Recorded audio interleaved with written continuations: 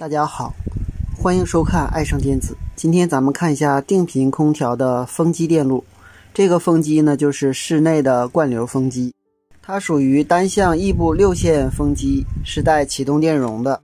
风机主绕组的一个端子接在零线上，它的这个副绕组端子是通过启动电容接到零线上的。它的公共端是通过这个电杆接到光偶上的。这个光偶是可控硅光偶，这个光偶的型号是 R33MF57， 它的23角是内部发光管的引角，它的8角和6角是内部可控硅的引角。另外在光偶内部可控硅的两端通过这个电容和电阻进行滤波。光偶的23角一端是接5伏的供电，就是这个7805输出的5伏，另一端是接到我们这个驱动的三极管。这个三极管的集电极是通过这个150欧的电阻线流来驱动光偶的。三极管的发射极是接地的，基极是通过线流电阻和分压电阻接到 MCU 上的。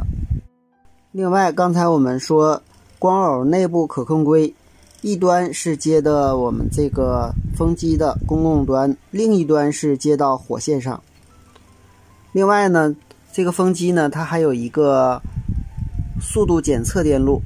速度检测电路也是非常的简单，它的一端是接12伏，一端是接地，中间是信号线，通过 16K 电阻加到 MCU 进行检测。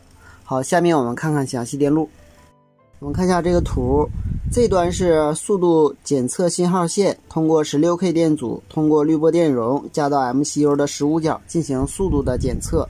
这端是接地，这端是12伏。通过风机实际反馈回来的信号与我们设定的速度相对比，如果比我们设定的速度慢， MCU 输出的驱动信号通过 2K 电阻，通过这个分压电阻加到这个8050的基极，通过8050的开关状态来驱动这个光偶，从而使这个光偶的可控硅导通角增大，从而使风机的电流增大，使它的转速增加。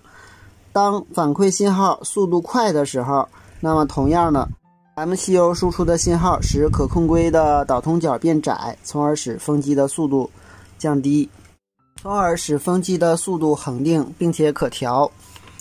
风机的反馈线如果出了问题，也会使整个板保护，使整个电路不工作。